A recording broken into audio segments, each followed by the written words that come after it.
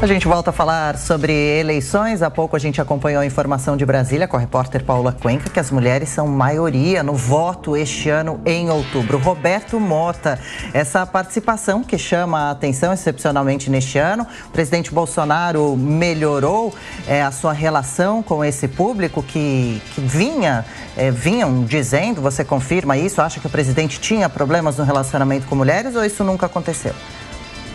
Adriana, na minha experiência, isso é mais uma narrativa que criaram. Eu não vejo isso com as pessoas que eu conheço, não tenho essa experiência.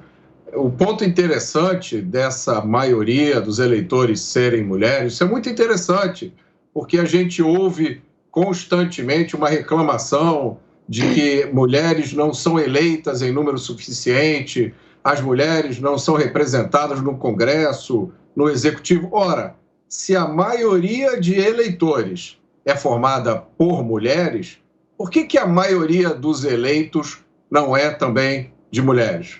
Talvez sejam porque as eleitoras estão fazendo escolhas diferentes. Aí a importância da gente lembrar que na democracia a escolha do eleitor é soberana, cabe somente a ele decidir quem deve ocupar os cargos eletivos. Fica aí uma questão interessante para todo mundo pensar. Amanda, Klein, essa discussão sobre o voto feminino, até que ponto que isso influencia nas eleições? Será que as mulheres votam mais em mulheres ou não? Tiago, o problema é que há poucas opções entre as mulheres, né? Não é que as mulheres não querem votar em mulheres, é porque ainda não tem essa oferta tão grande das mulheres, porque a política é essencialmente um lugar masculino, no Brasil e em muitos outros lugares do mundo. E as mulheres estão justamente tentando romper essa barreira.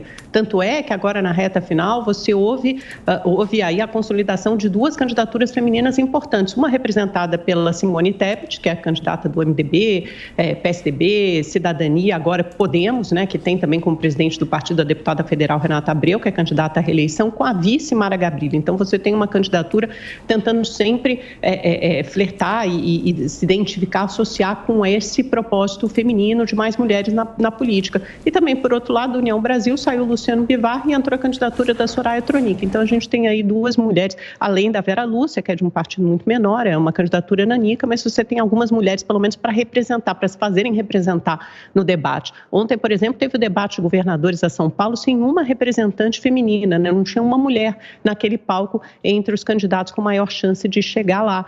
É muito ruim isso, porque não é questão de que as mulheres não estão preparadas, ou não são aptas, ou não gostam de política. Pelo contrário, as mulheres gostam, se interessam por política, tanto há que há várias jornalistas mulheres que cobrem política e são algumas das maiores referências na área. O que há é que há ainda uma bula muito grande, uma barreira a se vencer, porque é um espaço ocupado por homens. A maioria dos partidos é comandado por homens. Esses fundos, os recursos do fundo eleitoral e do fundo partidário são divididos principalmente para homens, por isso que há agora essa imposição de que 30% dos recursos e 30% das candidaturas sejam femininas, justamente como um incentivo, um estímulo à maior participação da mulher na política. As mulheres não participam porque elas não querem, elas não participam porque elas enfrentam dificuldades, entraves e barreiras para chegar lá. Eu tenho certeza que à medida que essas mulheres forem estimuladas a participar da política, essa participação aumentará muito. Até porque nós temos homens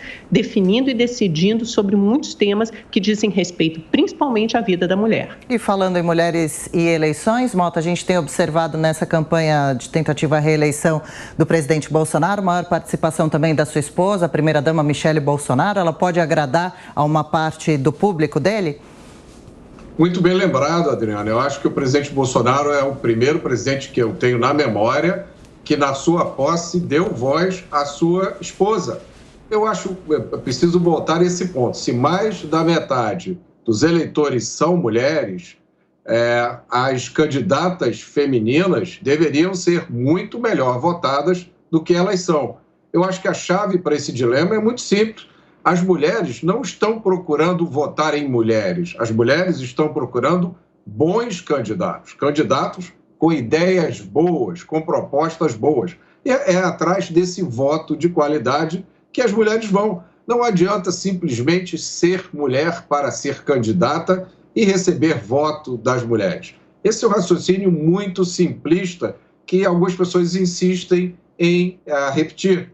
O que as mulheres eleitoras buscam são bons candidatos, independente do gênero.